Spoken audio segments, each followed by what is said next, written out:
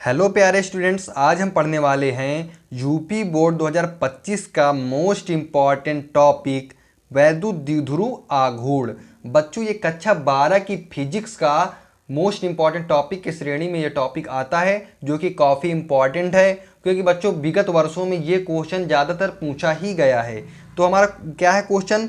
वैद्युत द्विध्रुव आघूर्ण। बच्चों यह पूछ लेता है वैद्युत द्विध्रुव आघूर्ण का शायद सूत्र पूछ लिया, ठीक, परिभाषा पूछ लिया, वैद्युत द्विध्रुव आघूर्ण होता क्या है, क्या होता है, आप वैद्युत द्विध्रुव आघूर्ण से आप क्या समझते हैं। ऐसे बच्चों ये करके क्वेश्चन पूछता है यूपी बोर्ड के एग्जामिनेशन में। तो यूपी बोर्ड 2025 की उम्मीद भी है कि शायद यूपी बोर्ड 2025 के एग्जाम में भी ये टॉपिक पूछा जाए। तो चलिए इसको पढ़ते हैं। बच्चों इसकी परिभाषा है वैद्युत द्विध्रुव के किसी आवेश और द्विध्रुव की लंबाई के गुणनफल को वैद्युत द्विध्रुव आघूर्ण कहते हैं। ठीक बच्चों, अभी आपको शायद परिभाषा ना समझ में आए, लेकिन हम अभी इसको बहुत ही आसान शब्दों में समझेंगे।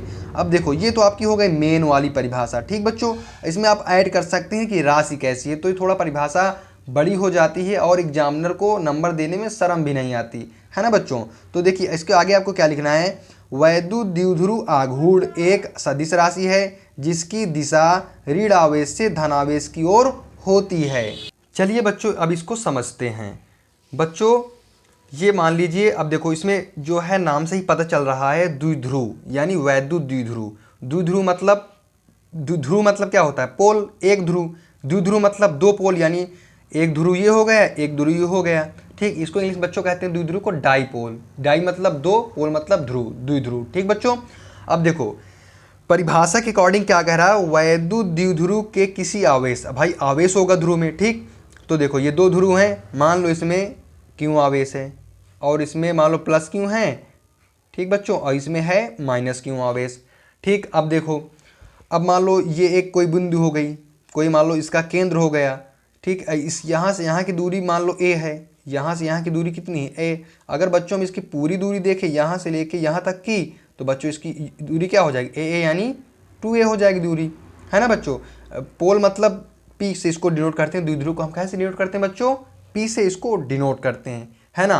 अब कह रहा है वैद्युत द्विध्रुव के किसी आवेश, यानी वैद्युत द्विध्रुव का कोई भी आवेश और द्विध्रुव की लंबाई के गुणनफल को, यानी जो वैद्युत द्विध्रुव का कोई भी एक आवेश ले लिया जाए और द्विध्रुव की लंबाई ले लिया जाए, इनका गुणा कर दिया जाए, तो क्या होता है? वैद्युत द्विध्रुव आघूर्ण कहते हैं। ठीक, आपको परिभाषा सिंपल समझ में आ गई होगी कह के आ रहा है। अब लिखते हैं तो आपको और समझ में आएगा। देखो वैद्युत द्विध्रुव बराबर क्या होता है, यहाँ पे लिख दो, वैद्युत द्विध्रुव, वैद्युत द्विध्रुव बराबर होता है बच्चों आवेश गुणे द्विध्रुव की लंबाई। आवेश गुणे द्विध्रुव की लंबाई कैसे कह रहा ना इसमें? वैद्युत द्विध्रुव के किसी आवेश, वैद्युत द्विध्रुव के किसी आवेश और द्विध्रुव की लंबाई और द्विध्रुव की लंबाई के गुणनफल को वैद्युत द्विध्रुव आघूर्ण कहते हैं। समझ में आ गया? एकदम सिंपल है ना। अब देखो बच्चों, जो हमारा द्विध्रुव होता है उसको कैसे डिनोट करते हैं? P से, है ना, P से डिनोट करते हैं। तो बच्चों P बराबर क्या हो जाएगा? P बराबर आवेश यानी क्यों, आवेश भाई क्यों हो गया, गुणक चिन्ह है, गुणक चिन्ह लगा दो। द्विध्रुव की लंबाई, तो लंबाई बच्चों कितनी है यहाँ से यहाँ तक?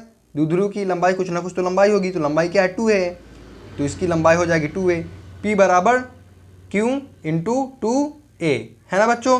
अब देखो इसको हम शॉर्ट में लिख क्या देते हैं, इसको लिख देते हैं P बराबर 2qa। भाई 2 इधर है, क्यों a को इधर ले आया, P बराबर 2q है। बच्चों ये हो गए आपका मेन फार्मूला यानी मेन सूत्र, जो कि एग्जाम में पूछ लेता है वैद्युत द्विध्रुव का सूत्र बताइए।